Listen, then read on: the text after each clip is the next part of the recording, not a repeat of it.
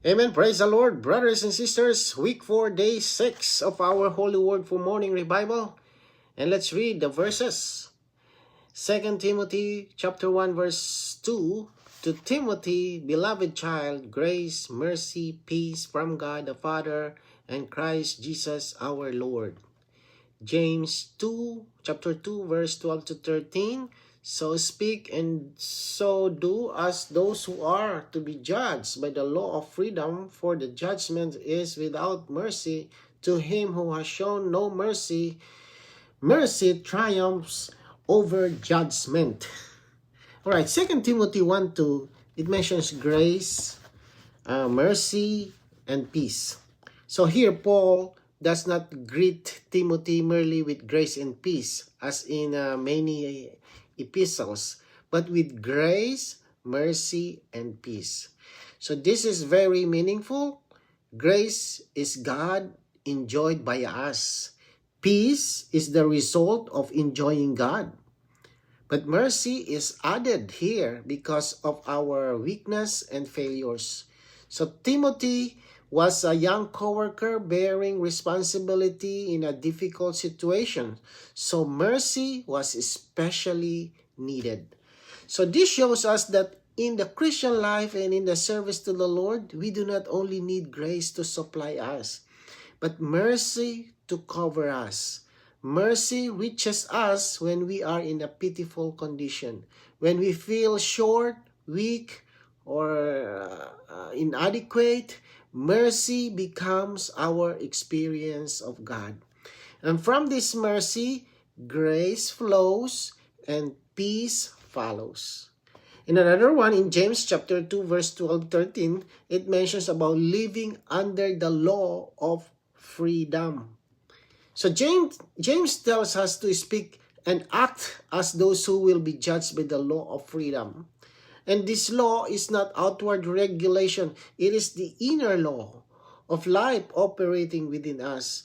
When Christ lives in us, he becomes the law that frees us, yet also governs us. So then James gives a very sober word here. Judgment is without mercy to him who has shown no mercy. This does not mean we lose our salvation, but it does mean that our living today affects how we are dealt with by the Lord.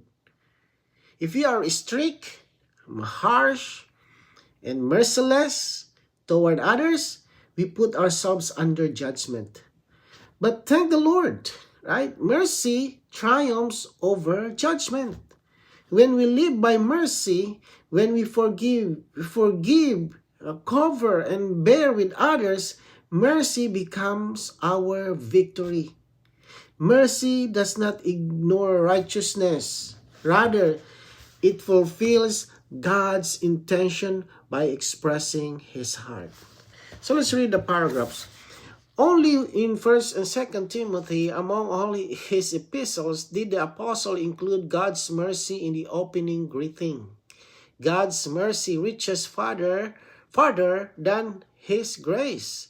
In the degraded situation of the churches, God's mercy is needed.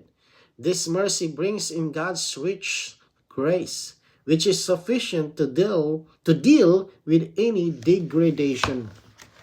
So Paul included mercy only in 1st and 2nd Timothy because the church was in the degraded situation.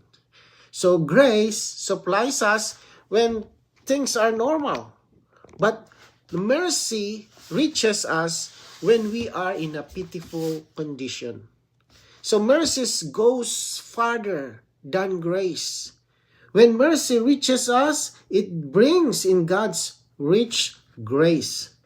And that grace is fully sufficient to deal with any degradation.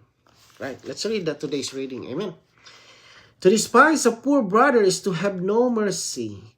Anyone who despises a poor brother in this way will not receive mercy when he appears before the judgment seat of Christ. Let's continue. In James 2:13, James is telling us not to despise our brother. If we despise a brother, this means that we do not have mercy on him.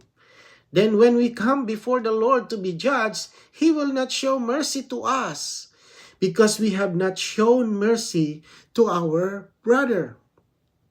Therefore, we need to show mercy. For as James says, mercy triumphs over, boasts over judgment.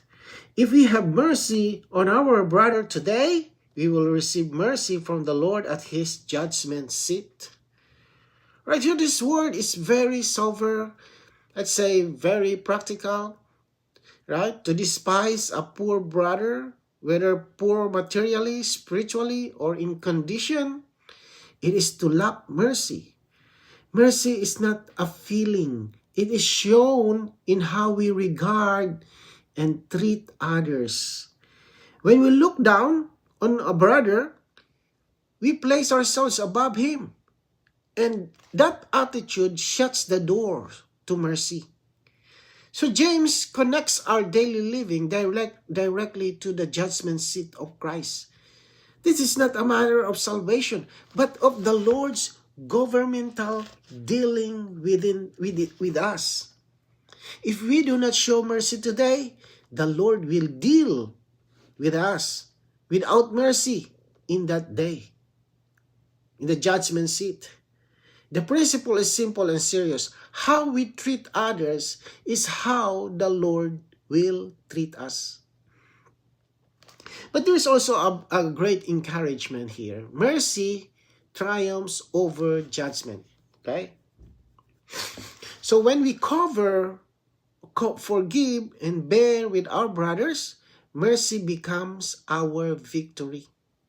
So when we practice today becomes our portion before the Lord, if we show mercy now, we will receive mercy then.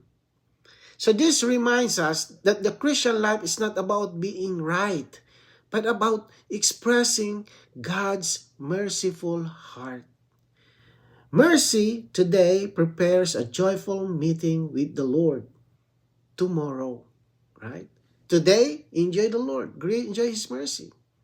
And then there's a joyful meeting with the Lord on the next, tomorrow, right? So let's read the next paragraph. If we would serve the Lord, we must know the Spirit, the life in the Spirit and the righteousness of God. Furthermore, we must know God's mercy in the selection of grace. I look to the Lord that He will deeply impress us with the matter of His mercy in selecting us.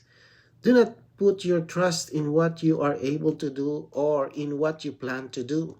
Rather, bow down before the Lord and worship Him for His mercy. The more you worship the Lord for His mercy, the more you will be uplifted. Instead of striving to bear responsibility, you will find that in His mercy, the Lord is bearing you.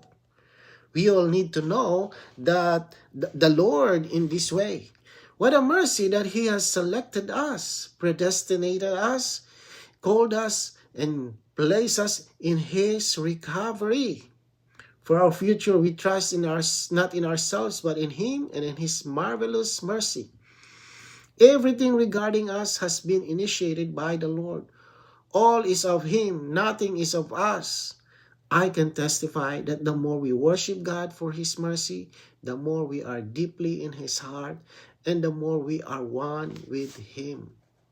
Right, so now, to serve the Lord, we must know not only the Spirit and life, but especially God's mercy in His selection of grace.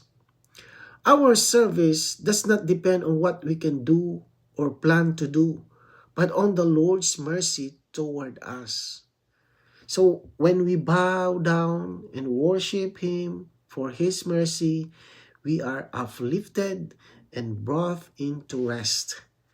So instead of striving to bear responsibility, we realize that in His mercy, the Lord Himself is bearing us. Our selection, calling, and placement in the Lord's recovery were all initiated by Him. That's why you are here in the Lord's recovery, full of riches, full of truths. And praise the Lord for that. Because of His mercy, you are here. You are listening at this time. So nothing is of us. All is of Him. The more we worship God for His mercy, the more we are in His heart, and the more we are one with Him. Right? Praise the Lord. Let's read the next paragraph. Do not strive to bear responsibility. Instead, worship God for His selection. If you do this, He will bear you in the bearing of responsibility. The more we try in ourselves to be responsible, the more we will suffer inwardly. Our inward taste will be that of bitterness. But if we worship the Lord for His mercy and experience Him bearing us in bearing the responsibility, our inward taste will be as sweet as honey. One reason I am happy day by day is that I have learned to trust in the Lord's mercy and to worship Him for it. Years ago, I used to ask the Lord to do so many things for me. But now, I prayed by thanking Him for His mercy. He said that He will have mercy on whomever He will have mercy, and compassion on whomever He will have compassion. If we enjoy the Lord's mercy and worship Him for His selection, we will be in the heavenlies. So, this paragraph touches our inner condition very practically. The Lord never intended that we would bear responsibility by striving in ourselves. When we try to be responsible by our own strength, the result inwardly is suffering and bitterness. Even if the work looks right, looks good outwardly, the inward taste exposes the source. It is not of mercy, but of self-effort. So the turning point is very simple. Stop striving and start worshiping. So when we worship God for His selection and His mercy, something changes. The responsibility does not disappear. But now, the Lord bears us while we bear it. So instead of bitterness, the inward taste becomes sweet as honey. So this is also a change in our prayer life. Instead of asking the Lord to do many things for us, we learn to thank Him for His mercy. Lord, thank you for His mercy. Right? Stop asking. Right? Just thank the Lord for His mercy. His mercy arranged everything that's why we are here. Everything. That's why you have a house. You have a food. Everything because of His mercy. Just thank the Lord. Trust the Lord. Trusting in His sovereign mercy brings us into rest. Right? Joy in even the experience of being in the heavenlies. You gonna be worried about tomorrow? No, tomorrow is for Him. Right? We depend on His mercy. Lord, pour us with your mercy. Right? Right? So, and even the experience of, we will bring us into the experience of being in the heavenlies. Can you imagine that? Right? Not by escaping responsibility, right? But by being carried in it. So this paragraph shows us that the Christian life is not about trying harder, but about enjoying mercy more. Where mercy is enjoyed, worship flows. Where worship flows, the inner taste becomes sweet. Right? So let's read the last paragraph. Amen. Our going on with the Lord is a matter not of our willing or running, but of God's mercy. Our willing is of no avail, and our running is in vain. God's mercy, however, works in a wonderful way. We are changeable, constantly fluctuating. It seems that as far as we are concerned, our spiritual condition is like weather that is unstable. Hence, we need to see that the selection of grace does not depend on us, but depends on God's selection of us before the world began. When we are experiencing today, what we are experiencing today is related to God's selection in eternity past. If we see this, we will turn our eyes away from ourselves and from our circumstances and gaze steadfastly upon Him. So this paragraph brings us to a very steady and comforting realization. Our going on with the Lord does not depend on how strong our will is or how fast we can run. Our willing and running are unstable. Unstable, saints. It's like the weather that's always changing. So one day we feel strong, the next day we feel weak. If our Christian life depended on us, there would be no hope. But praise the Lord, but thank the Lord, God's mercy works in a wonderful way. Our present experience is not rooted in today's condition, but in God's selection in eternity past. Long before we were changeable, God made an unchangeable decision. The selection of grace depends on Him, not on us. So when we see this, something very healthy happens within us. We stop looking at ourselves and our circumstances, and we begin to gaze steadfastly upon the Lord. This turns us from discouragement to rest, from anxiety to assurance. Our confidence is no longer in how we feel today, but in God's eternal mercy. So this vision stabilizes us and enable us to go on not by self-effort, but by trusting in the mercy that chose us before the foundation of the world. So, this morning revivals, from beginning to end, this day shows us that everything in the Christian life, in our service, depends on God's mercy.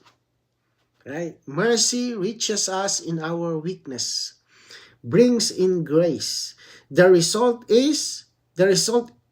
end result in peace. So as we live under the law of freedom, we learn to show mercy to others, knowing that mercy triumphs over judgment. So in the church life and in our service, we do not strive in ourselves, but worship the Lord for His selection. Our going on is not of our willing or running, but of God's eternal mercy. So when we turn our eyes from ourselves and gaze upon Him, we are carried, supplied, and kept in rest. In rest. So Lord Jesus, thank you, Lord Jesus, for your mercy, for your grace, and for the peace. Lord, continue to reach us in our pitiful situation. Lord, have mercy on us, that we can have mercy to others. Lord, the more we enjoy, the more we receive mercy, the more we receive grace. And the more, Lord, we have grace, the more there is peace. Lord Jesus, oh Lord, everything depends on you, depends on your mercy. Without mercy, we are not here. We are nothing. Lord, we thank you, Lord, for your mercy. Amen.